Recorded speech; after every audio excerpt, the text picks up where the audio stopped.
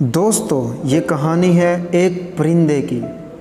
ایک مرتبہ ایک شخص کیڑے مکوڑوں سے بھرا ڈبہ لیے جنگل سے گزر رہا تھا۔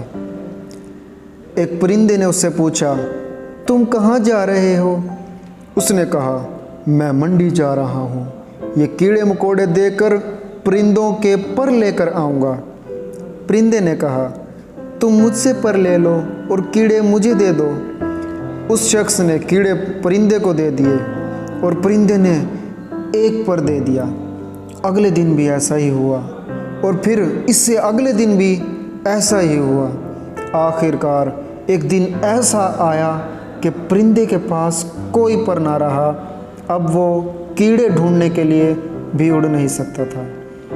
وہ بدصورت بھی نظر آنے لگا تھا اور جلد ہی وہ مر گیا۔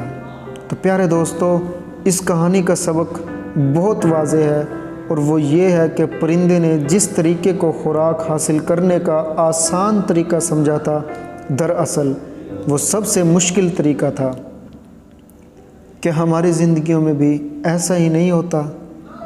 بہت مرتبہ ایسا ہوتا ہے کہ ہم آسان راستہ ڈھونڈتے ہیں لیکن آخر میں پتہ چلتا ہے کہ یہی راستہ سب سے مشکل راستہ تھا۔